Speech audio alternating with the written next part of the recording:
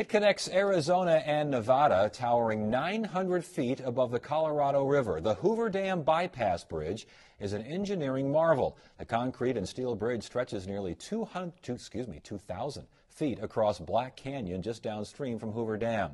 The bridge captured the imagination of photographer Jamie Stillings, who photographed the bridge's final stages of construction from a variety of angles. Stillings' work is now on display at the Phoenix Art Museum.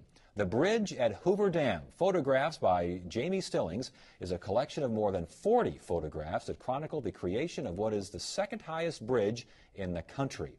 I recently spoke with Stillings about his photography. Thanks for joining us tonight on Horizon.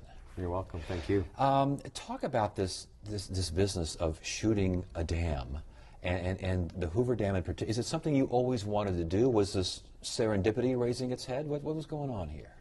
Well, first of all, it was the bridge more than the dam, but it was the dam bridge.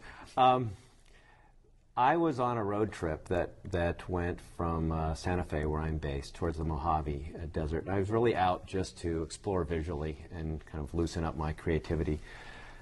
Drove across Hoover Dam a few days out on the trip and encountered the bridge. And I truly, as somebody in New Mexico, did not realize the bridge was being built. So it struck me with complete surprise.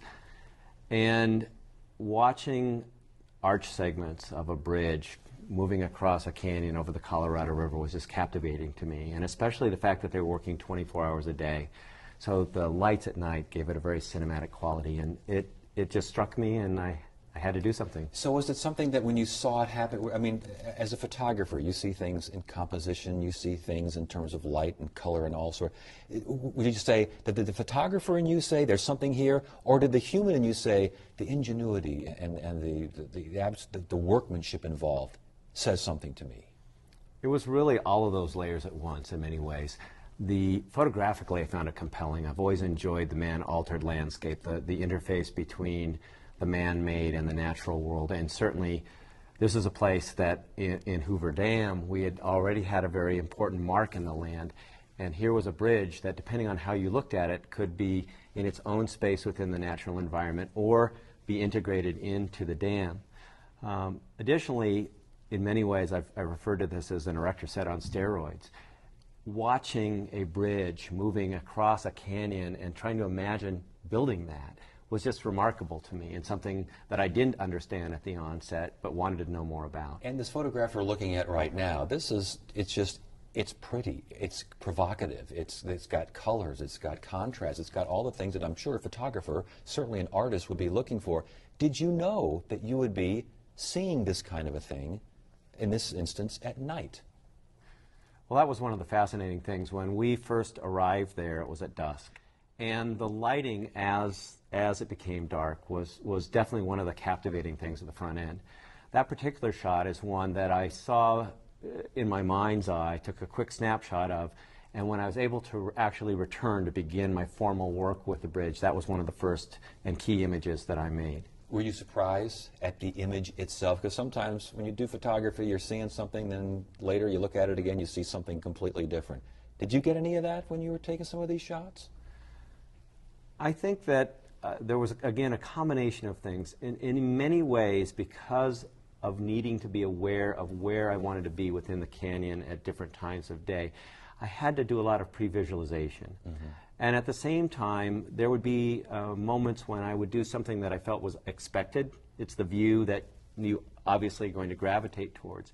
Once you make that image, then you need to re-look at the subject, in this case the bridge, and say, is there something here I'm missing? Is there a different way to look at that? And that's sometimes when some of the most compelling images for me came out of the project. How long did this take for you to do? Almost 2 years. When did you realize this was going to be something that would take 2 years of my life? Well, it was an evolving process, but at the beginning, at the front end of it, I had about a half a dozen images that I presented to the New York Times Magazine and said, might you be interested in supporting an assignment about the bridge? As it happened, they were doing their architectural issue on infrastructure in 2009, and so they supported the initial work, which I did in April and May of 2009. In that process, I began to realize that how we remember Hoover Dam is so tied into the photography of that era. The construction of Hoover Dam, predominantly in still photography, but also in film, is the way that we remember the evolution and the construction of the dam. So if our collection of imagery from the bridge was going to be nothing more than the tens of thousands of images that people snap as they visit the dam every day, then that would be one way that we would remember the bridge. But if in fact I could give it a concentrated effort, a concentrated vision over a period of time, and try to blend a narrative of the evolution of the bridge with an aesthetic, then that might be a way that we would remember the bridge over time. And this shot here obviously would be a way to remember this particular bridge being constructed. Beautiful shot. Again, how did you know that was going to be a great shot? I think it is about looking, it's about seeing, it's about anticipating.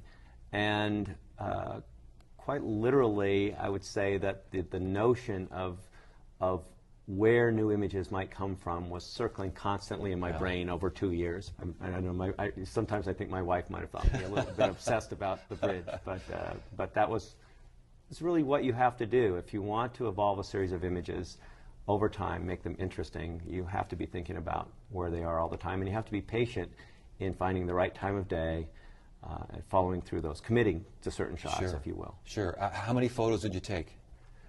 Probably about 19,000 frames over the course of 2 years. Now, to put that in perspective, up in a helicopter about 10 times. Yeah. And when you're in a helicopter and it's costing a fair amount of money, you're going to take a lot of images. And I'm also looking as a helicopter circles. I'm really trying to look at the alignment of how things come together, how I can convey that visually from above. There were many times I was up in a helicopter where I got under 2 minutes of sunlight over the course of a 2-hour flight. So we might be circling around waiting for that little patch of sunlight to move its way and just miss the bridge, and then move its way and then finally hit the bridge, and try to be in the right place at the right time for that. So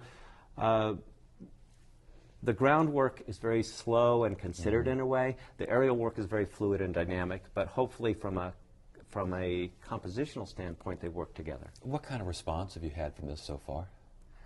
It's been extremely gratifying. I certainly didn't start the project with the notion of making a body of work that other people would love and respond to. I did it because it felt right to do for me.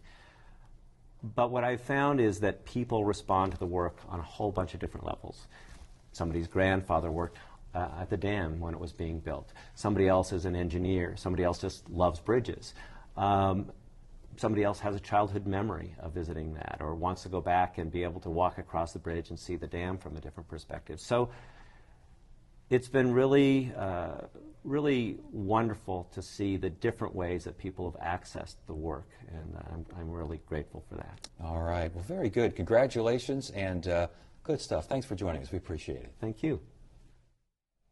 The bridge at Hoover Dam, photographs by Jamie Stillings, is on display at the Phoenix Art Museum now through December 4th.